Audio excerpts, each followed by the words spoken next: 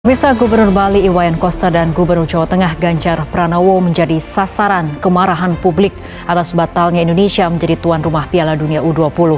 Penolakan terhadap kehadiran timnas Israel disinyalir menjadi alasan pencoretan status Indonesia sebagai tuan rumah Piala Dunia U20 2023. FIFA secara resmi telah menghapus Indonesia sebagai tuan rumah FIFA untuk Piala Dunia U20 2023.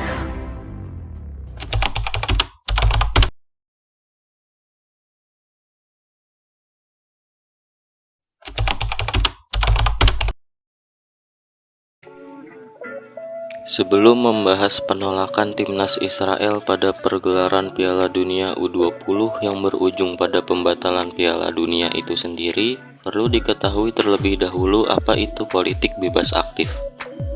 Politik bebas aktif adalah sebuah prinsip kebijakan luar negeri yang dikembangkan oleh Indonesia di bawah kepemimpinan Presiden Soekarno. Bebas artinya bebas menentukan sikap dan pandangan terhadap masalah-masalah internasional dan terlepas dari kekuatan besar dunia.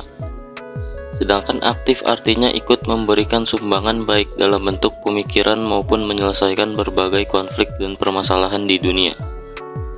Dengan demikian, politik bebas aktif adalah politik luar negeri yang bebas menentukan sikap dan kebijaksanaan terhadap permasalahan internasional dan tidak mengikatkan diri pada satu kekuatan dunia, serta secara aktif memberikan sumbangan baik dalam bentuk pemikiran maupun partisipasi aktif dalam menyelesaikan konflik, sengketa, dan permasalahan dunia lainnya, demi terwujudnya ketertiban dunia yang berlandaskan kemerdekaan, perdamaian abadi, dan keadilan sosial.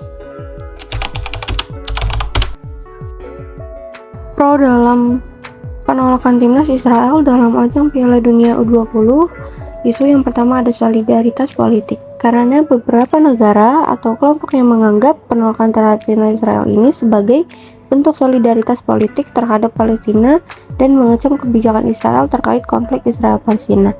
Lalu juga ada isu keamanan karena beberapa negara mungkin menolak timnas Israel karena alasan keamanan, mengingat meningkatnya ketegangan politik dan potensi protes atau ancaman yang mungkin muncul jika mereka berpartisipasi.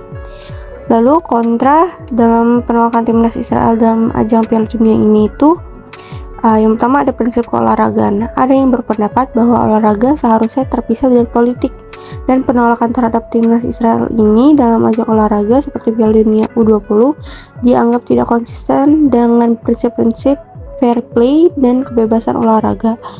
Lalu dalam mengikuti turnamen internasional ini dapat memberikan kesempatan bagi pemain dan timnas untuk meningkatkan kualitas dan berkembang secara kompetitif.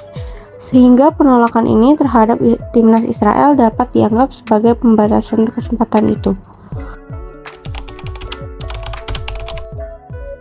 Implikasi penolakan timnas Israel di ajang Piala Dunia U20 dapat mencakup beberapa aspek, termasuk politik, diplomasi, dan olahraga. Yang pertama itu politik. Penolakan ini dapat memicu ketegangan politik antara Israel dan negara-negara yang tidak mengakui atau tidak memiliki hubungan diplomatik dengan Israel. Hal ini dapat memperdalam konflik politik di kawasan tersebut dan mempengaruhi hubungan internasional. 2. Diplomasi.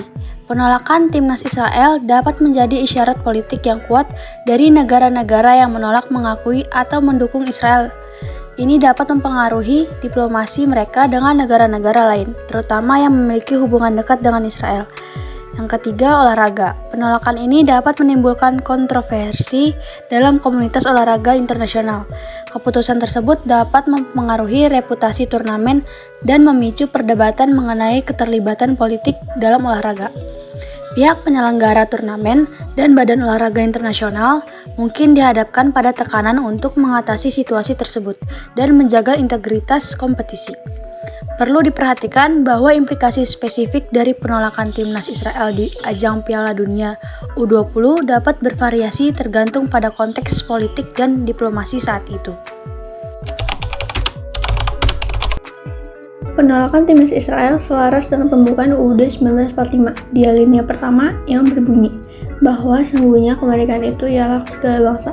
Dan oleh sebab itu, maka penjajahan di atas dunia harus dihapuskan karena tidak sesuai dengan peri kemanusiaan dan peri keadilan. Dan pada alinea keempat berbunyi, ikut melaksanakan ketertiban dunia yang berdasarkan kemerdekaan, perdamaian abadi, dan keadilan sosial, yang pada intinya menolak segala bentuk penjajahan di muka bumi ini.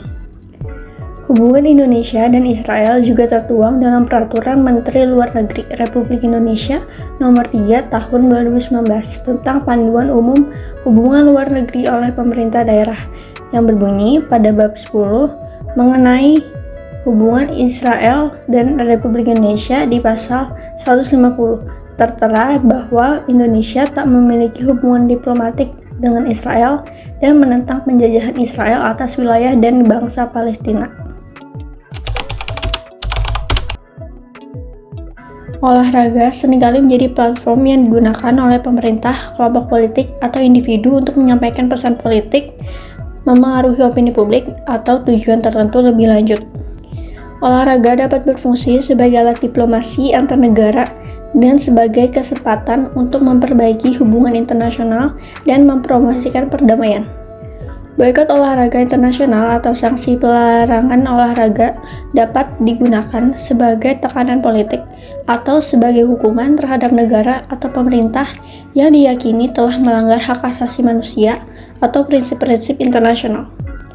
Olahraga sering digunakan sebagai alat untuk mengekspresikan masalah politik atau sosial. Atlet atau tim dapat menggunakan platform mereka untuk mengkampanyekan perubahan sosial, memperjuangkan hak asasi manusia, atau mengkritik kebijakan politik. Olahraga dan politik memiliki hubungan yang kompleks.